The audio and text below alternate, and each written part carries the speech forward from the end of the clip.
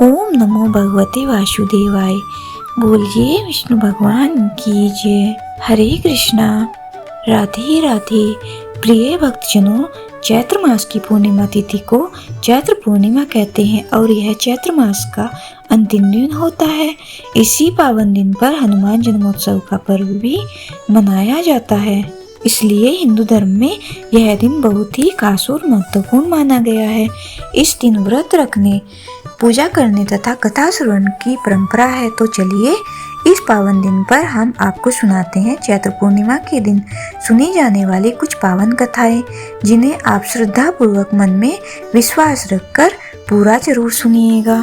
प्राचीन कथा के अनुसार एक बार की बात है, किसी नगर में एक सेठ और सेठानी रहा करते थे। सेठानी प्रतिदिन भगवान विष्णु की पूजा अर्चना श्रद्धा भक्ति पूर्वक करती थी, लेकिन उसका पूजा करना उसके पति को बिल्कुल भी अच्छा नहीं लगता था।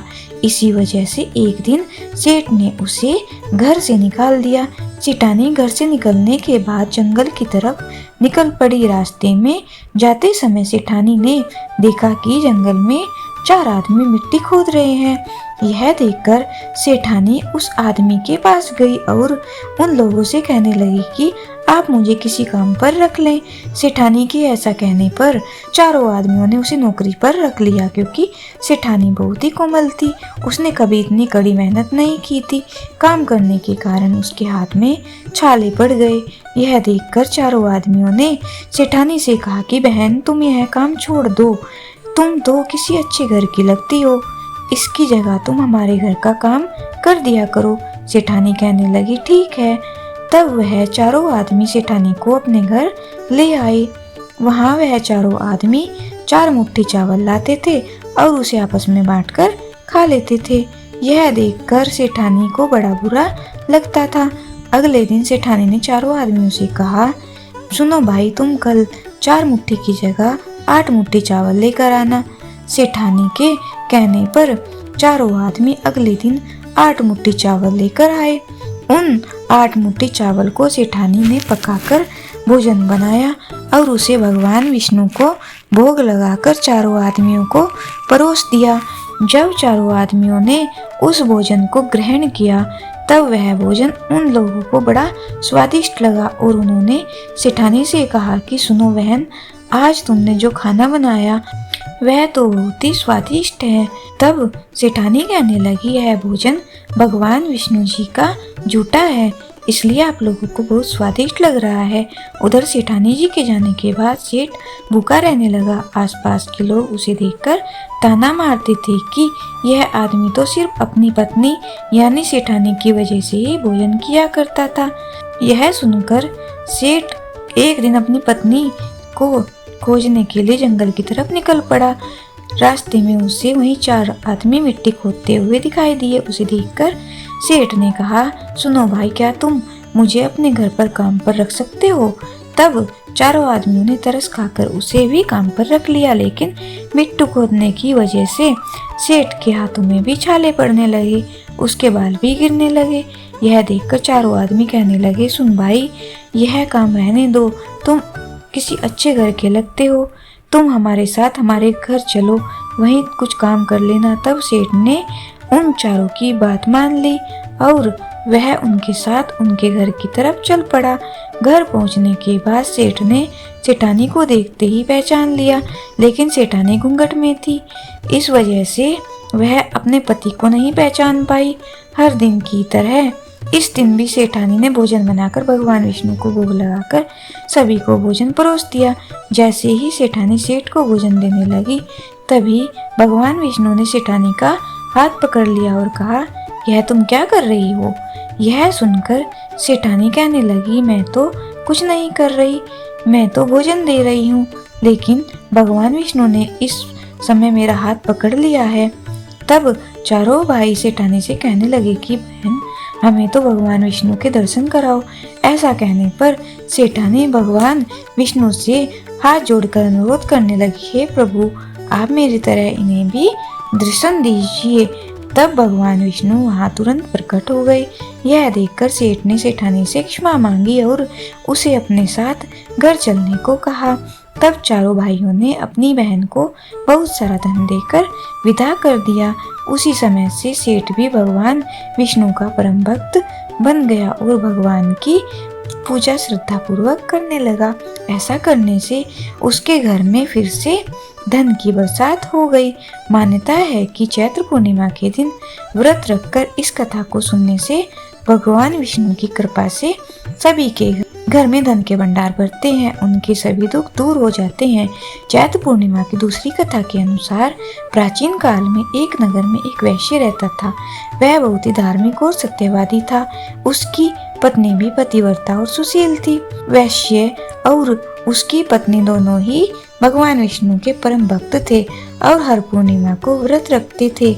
एक बार वैश्य ने अपनी पत्नी से कहा कि वह सत्यनारायण भगवान का व्रत और पूजन करना चाहता है।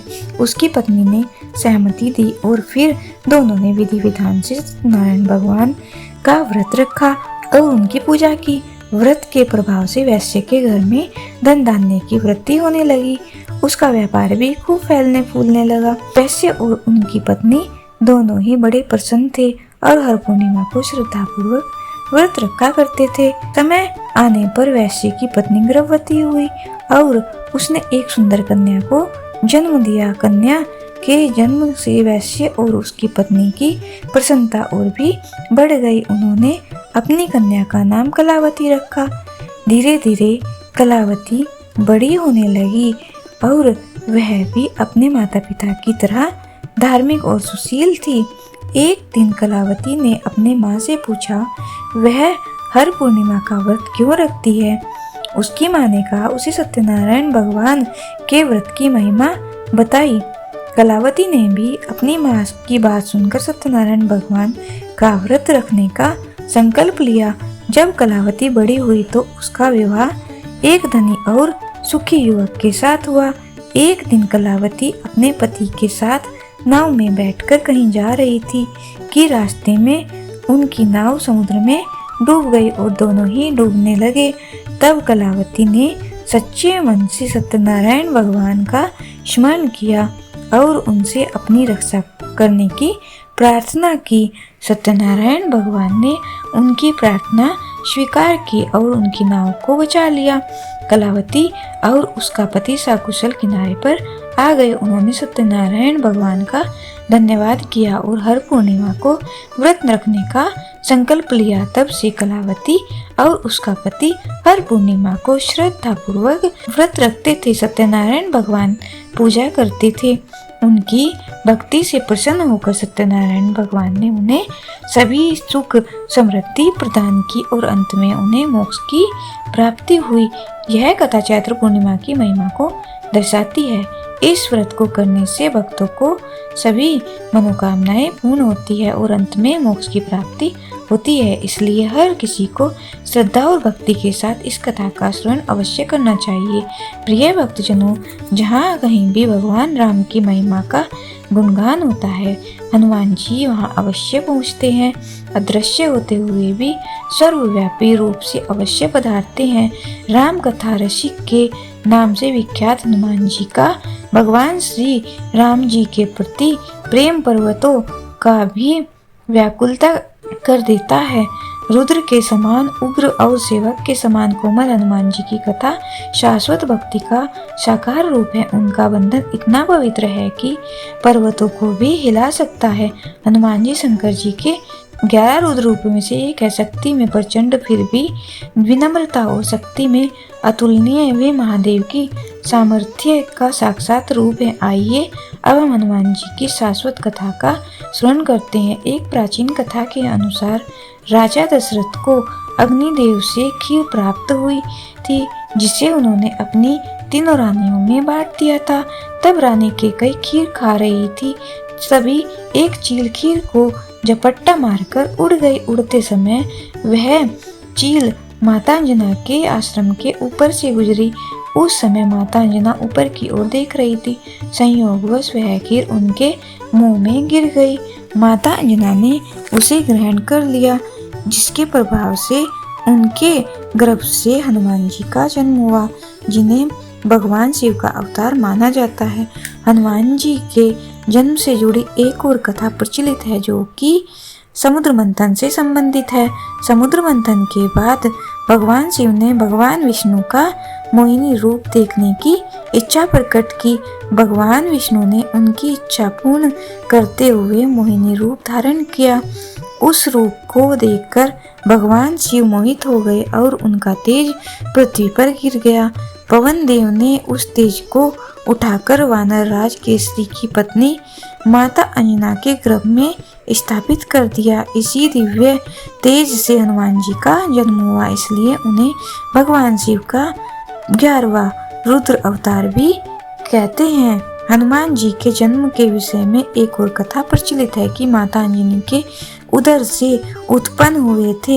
हनुमान जी भूखे होने के कारण आकाश में उछल गए और उदय होते हुए सूर्य देव को फल समझकर उनके समीप चले गए। उस दिन पर्व तिथि होने से सूर्य को ग्रसने के लिए राहु आया हुआ था, परंतु हनुमान जी को देखकर उसने उन्हें दूसरा राहु समझा और भागने लगा। तब इंद्र ने अंजनी पुत्र पर वज्र का प्रहार कर दिया। इससे उनकी ठोड़ी टेढ़ी हो गई, जिसके कारण उनका नाम हनुमान पड़ गया। जिस दिन हनुमान जी का जन्म हुआ वह दिन चैत्र मास की पूर्णिमा थी। यही कारण है कि आज के दिन हनुमान जी का विशेष पूजा आराधना की जाती है और व्रत रखा जाता है। साथ ही हनुमान जी की मूर्ति पर सिंदूर चढ़ाकर हनुमान जी का विशेष श्रृंगार भी किया जाता है। मारुति नंदन को चोला चढ़ाने से जहाँ सकारात्मक ऊर्जा मिलती है, वहीं भूत प्रेत जैसी बाधाओं से मुक्ति मिलती है। पौराणिक कथाओं में कहा गया है कि हनुमान जी को प्रसन्न करने के लिए शनि को शांत करना चाहिए। जब हनुमान जी ने शनिदेव का घमंड तोड़ा था, तब सूर्य पुत्र शनिदेव ने हनुमान जी को वचन दिया था कि उनकी भक्ति करने वालों की राशि पर आकर वे उन्हें पीड़ा नहीं देंगे। यही कारण है कि कन्या, तुला, वृश्चिक और ढैया शनि वाले तथा कर्क मीन राशि के जातकों को हनुमान जयंती पर विशेष आराधना करनी चाहिए। हनुमान जी को अष्ट चिरंजीवियों में सम्मिलित माना जाता है, यानी वे अजर अमर देवता हैं। उन्होंने मृत्यु को प्राप्त किया और वे हर युग में वर्तमान रहते हैं। बजरंगी की उपासना करने वाला भक्त कभी पराजित नहीं होता और हनुमान जी का जन्म सूर्योदय के समय बताया गया है, इसलिए इसी काल में उनकी पूजा अर्चना और आरती करने का विधान है। शास्त्रों के अनुसार विद्वान कहते हैं कि सर्वप्रथम राम कथा हनुमान जी ने लिखी थी, वह भी एक चट्टान पर अपने नाखूनों से, और यह कथा वाल्मीकि जी की रामायण से भी पहले की लिखी गई थी और यह हनुमत रामायण के नाम से प्रसिद्ध है। और यह घटना तब की है जबकि भगवान श्री राम रावण पर विजय प्राप्त करने के बाद अयोध्या में राज करने लगते हैं और श्री हनुमान जी हिमालय पर चले जाते हैं। वहाँ वे अपनी भगवान शिव को प्रसन्न करने की तपस्या के दौरान एक शिला पर प्रतिदिन अपने नाखूनों से रामायण की कथा लिखते थे। इस तरह उन्होंने प्रभु श्री राम की महिमा का उल्लेख करते हुए हनुमान रामायण की रचना की। कुछ समय बाद महर्षि वाल्मीकि ने भी वाल्मीकि रामायण लिखी और लिखने के बाद उनके मन में इसे भगवान शंकर जी को दिखाकर उनको समर्पित करने की इच्छा हुई। तब वे अपनी रामायण लेकर भगवान शिव के धाम कैलाश पर्वत पहुंच गए। वहां उन्होंने हनुमान जी को और उनके द्वारा लिखी गई हनुमत रामायण को देखा। हनुमत रामायण जी के दर्शन कर वाल्मीकि जी निराश हो गए। वाल्मीकि जी को निराश देखकर हनुमान जी ने उनसे उनकी निराशा का कारण पूछा, तो महर्षि बोले कि उन्होंने तो बड़े ही कठिन परिश्रम के बाद रामायण लिखी थी, लेकिन प्रभु आपकी रामायण देखकर तो लगता है कि अब तो मेरी रामायण उपेक्षित ही हो जाएगी, क्योंकि आपने जो कुछ लिखा है उसके समक्ष तो मेरी रामायण कुछ भी नहीं है। तब वाल्मीकि जी की चिंता का शमन करते हुए श्री हनुमान जी ने हनुमत रामायण पर्वतशिला को एक कंधे पर उठाया और दूसरे कंधे पर महर्षि वाल्मीकि जी को बिठाकर समुद्र के पास ले गए और स्वयं द्वारा की गई रचना को श्री राम जी को समर्पित करते हुए समुद्र में समा दिया। तभी से हनुमान जी द्वारा रचित हनुमत रामायण उपलब्ध नहीं है। माना जाता है कि वह आज भी समुद्र में पड़ी है। प्रिय भक्तजनों, क्या आप जानते हैं कि हनुमान जी को तुलसी का भोग अत्यंत प्रिय है, लेकिन ऐसा क्यों है? इसके पीछे एक कथा प्रचलित है जिसका वर्णन रामायण में भी मिलता है। सदियों पुरानी मान्यता चली आ रही है कि हनुमान जी को तुलसी का पत्ता अर्पित करने से सभी मनोकामनाएं पूर्ण हो जाती हैं। यह प्रसंग तब का है जब भगवान श्री राम अयोध्या लौट कर आए थे। तब उनका राज्याभिषेक हो गया था। तब उनसे मिलने के लिए भगवान शिव और माता पार्वती जी अयोध्या धाम पहुंचे। माता सीता ने स्वयं उनके लिए भोजन बनाया और उनका बहुत आदर सत्कार किया। भगवान शिव को राम भक्त हनुमान जी कहीं दिखाई नहीं दिए। तब उन्होंने प्रश्न किया कि हनुमान जी कहाँ हैं? माता सीता ने बताया कि हनुमान जी बाग में आराम कर रहे हैं। जब भगवान शिव हनुमान जी से मिलने के लिए बाग में पहुंचे तो वहां का नजारा बहुत अद्भुत था। हनुमान जी जो सोते समय सांस ले रहे थे, तब भी उनकी सांस से राम नाम की ध्वनि चारों ओर फैल रही थी। भगवान ने जब यह दृश्य देखा तो वे भी राम नाम की धुन में खो गए और नाचने लगे। तभी भगवान शिव और हनुमान जी को बुलाने के लक्ष्मण जी गए और वे भी राम नाम की धुन में खो गए और मगन होकर वह भी नाचने लगे। सुध-बुध खो बैठे। इधर जब बहुत देर हो गई, समय बीतता गया, तब भगवान राम को बड़ा आश्चर्य हुआ। जो भी हनुमान जी को बुलाने जा रहा है वह वापस नहीं लौट रहा। आखिर क्या कारण हो सकता है, इसका पता स्वयं ही लगाना चाहिए। इसके बाद भगवान राम हनुमान जी को बुलाने के लिए स्वयं गए और वहां का दृश्य देखकर वे भी बेहद आश्चर्यचकित हुए और हनुमान जी को उठाने लगे। तभी हनुमान जी की निद्रा टूट गई और वे उठ खड़े हुए। इसके बाद तो सभी लोग भोजन करने के लिए आए। तब माता सीता ने हनुमान जी को भी भोजन करने के लिए बैठा दिया, लेकिन हनुमान जी कभी भी भगवान राम से पहले भोजन नहीं करते थे। लेकिन माता सीता की आज्ञा थी, इसे भी है टाल नहीं सकते थे। अब हनुमान जी ने जैसे ही भोजन करना शुरू किया तो वह भोजन करते ही चले गए। उनका पेट भरा ही नहीं। हनुमान जी को इस तरह भोजन करते देखकर सीता माता जी चिंतित हो गई। उन्होंने राम जी से कहा। तब भगवान राम ने सीता जी से कहा कि तुम हनुमान जी के भोजन में तुलसी का पत्ता मिला दो। अब जैसे ही देवी सीता ने हनुमान जी के भोजन में तुलसी का पत्ता डाला, इसके बाद तो हनुमान जी की भूख शांत हो गई। तभी से ऐसी मान्यता चली आ रही है कि हनुमान जी को तुलसी अर्पित करने से भगवान को लगाया गया भोग स्वीकार हो जाता है और ऐसे भक्तों की सभी मनोकामनाएं भी पूर्ण हो जाती हैं। हनुमान जी को 108 तुलसी के पत्तों पर चंदन से राम नाम लिखकर माला पहनाना भी बहुत शुभ माना गया है। आप चाहे तो 1, 11, 21, 51 पत्ते भी चढ़ा सकते हैं, लेकिन उसके ऊपर चंदन से राम नाम जरूर लिखें। यह थी चैत्र पूर्णिमा की महिमा, जिसमें आपने सुना पूर्णिमा की व्रत कथा और हनुमान जी के जन्मोत्सव से संबंधित कथा। अगर आपको भी यह कथाएं पसंद आई हो तो कमेंट बॉक्स में जय हनुमान जय बजरंगबली जरूर लिखिएगा। धन्यवाद।